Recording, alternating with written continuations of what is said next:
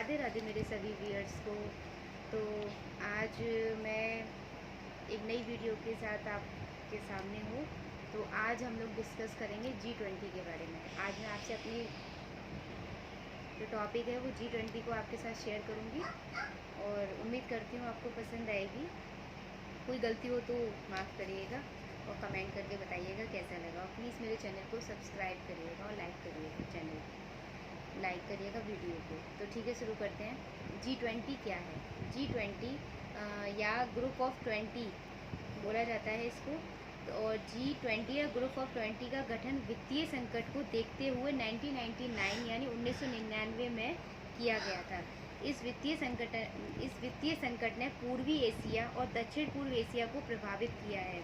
G20 का उद्देश्य मध्यम आय वाले देशों को शामिल करके वैश्विक वित्तीय स्थिरता को सुरक्षित करना है। अब इसके 21 सदस्य हैं और 2024 की समिट में इसे G20 के नाम से जाना जाएगा। अच्छा, इसमें 19 देश और 2 संगठन शामिल हैं। तो इनके मैं देश के नाम बता रही हूँ जो जो इसमें शामिल हैं। Argentina, Australia, Brazil, Canada, China, France, Germany, Bharat, Indonesia, Italy, Japan, Korea गणराज्य, Mexico, Russia, Saudi Arab, South Africa, Turkey, United Kingdom और यूनाइटेड राज्य और यूरोपीय संघ और अफ्रीकी संघ। यह संगठन अंतर्राष्ट्रीय आर्थिक सहयोग के एक मंच के रूप में यह सभी प्रमुख अंतर्राष्ट्रीय आर्थिक मुद्दों पर महत्वपूर्ण भूमिका निभाता है। ठीक है। अंतर्राष्ट्रीय मुद्रा कोष यानी IMF, इंटरनेशनल मॉनेटरी फंड और वर्ल्ड बैंक इसके रिप्रेजेंटेटिव हैं। ठीक है। इसका कोई स्थायी सचिवालय या मुख्यालय नहीं होता। जिस देश को अध्यक्षता मिलती है या अध्यक्ष होता है वहीं पर इसका दफ्तर हो जाता है। जैसे अभी भारत में हुआ था तो भारत इसका दफ्तर हो गया। G20 की अध्यक्षता में दुनिया की सबसे बड़ी उन्नत और उभरती अर्थव्यवस्थाएं शामिल हैं, जो कि दुनिया की आबादी का लगभग 2/3, वैश्विक सकल घरेलू उत्पाद GDP का 85%, वैश्विक निवेश का 80% और वैश्विक व्यापार का 75% से अधिक का प्रतिनिधित्व करती है। अच्छा, G20 का 18वां शिखर सम्मेलन है ये, जो 9 सितंबर और 10 सितंबर 2023 को आयोजित हुआ था। ये G20 का 18वां शिखर सम्मेलन था। ठीक है, जो 9 सितंबर और 10 सितंबर को 2023 को आयोजित हुआ था। यह आयोजन जो है ना दिल्ली की भारत मंडपम बिल्डिंग में हुआ था। कहाँ पर हुआ था? दिल्ली की भारत मंडपम बिल्डिंग में हुआ था।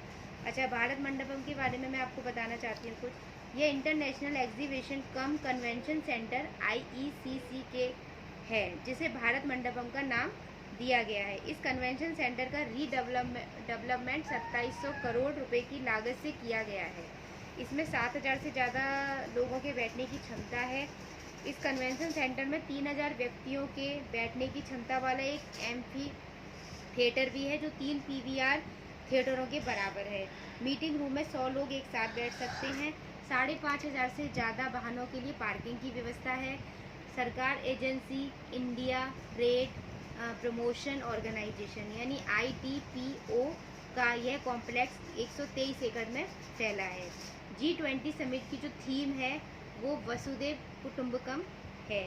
One earth, one family, one future. एक पृथ्वी, एक परिवार, एक भविष्य। ठीक है।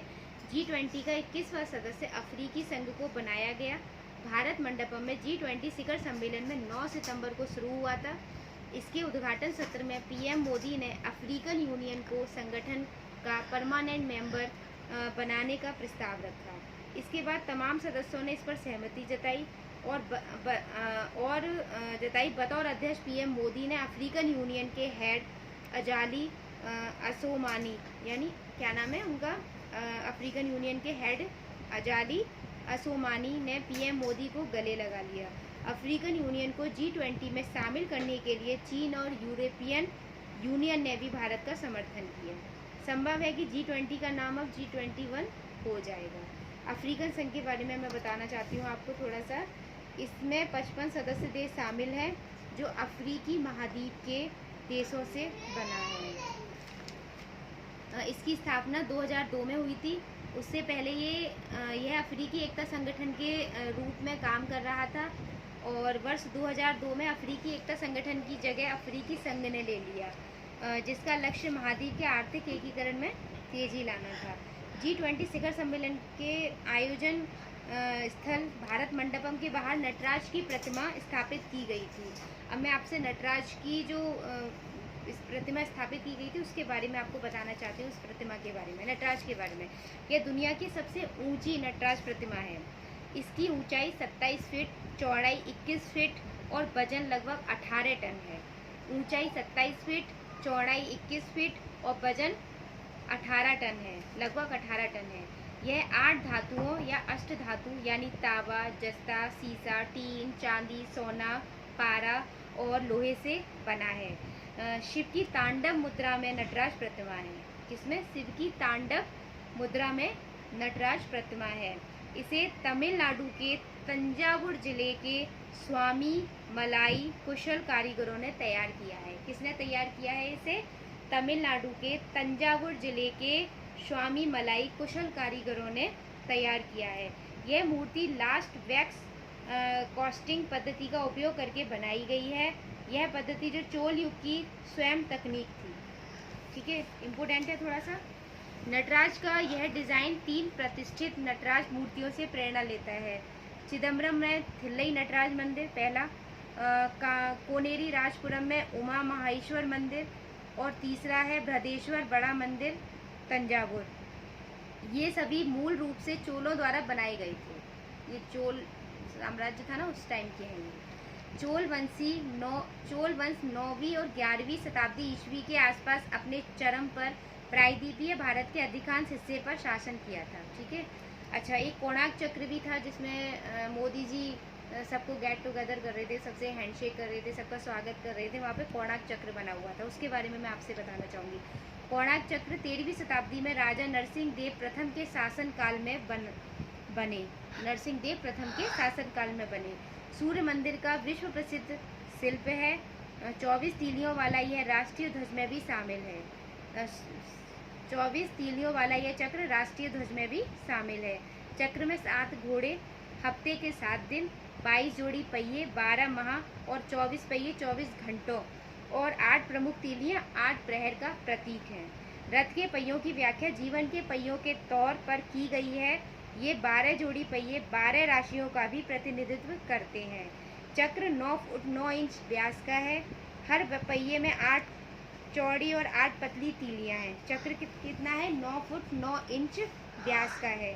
हर पहिए में 8 चौड़ी और 8 पतली तीलियां हैं। 2 चौड़ी तीलियों के बीच की दूरी 3 घंटे यानी 180 मिनट, ब्रैकेट में 3 घंटे का मतलब 180 मिनट, यानी 1 घंटे में 60 मिनट होती है तो 6 तिया 18 तो 180 हो गया। ठीक है, 30 तिया 18 वो 60 × 3 = 180 मिनट। और पतली तीली 2 चौड़ी तीलियों के बीच यानी 1.5 घंटे यानी 90 मिनट की होती है। ठीक है, इसको एक बार रिवाइज कर देती हूँ। 8 चौड़ी और 8 पतली तीलियां हैं। 2 चौड़ी तीलियों के बीच की दूरी 3 घंटे यानी 180 मिनट और पतली तीली 2 चौड़ी तीलियों के बीच 1.5 घंटे यानी 90 मिनट की होती है। ठीक है, आगे है। एक चौड़ी तीली से अगली पतली तीलों के बीच 30 मनके होते हैं और प्रत्येक मन का 3 मिनट का प्रतिनिधित्व करता है। प्राचीन काल में दिन का समय जानने के लिए कोणार्क पहियों का उपयोग सौर घड़ी के तौर पर किया जाता था। प्राचीन काल में दिन का समय जानने के लिए कोणार्क पहियों का उपयोग और सौर घड़ी के तौर पर किया जाता था। 18वें G20 के शेरपा का नाम अमिताभ कांत है। शेरपा का नाम G20 के शेरपा का नाम अमिताभ कांत है। शेरपा एक तरह से इस आयोजन को लेकर देश के भीतर सारी एजेंसियों और विदेशी एजेंसियों के बीच सामंजस्य बनाने का मुख्य काम करता है। ठीक है।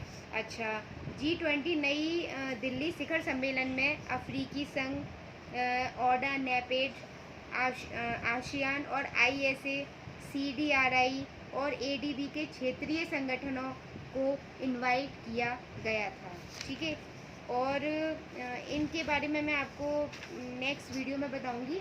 बस जो हमारे जो गेस्ट थे, अतिथि देश थे, उनके बारे में मैं आपको नाम बताना चाहूँगी।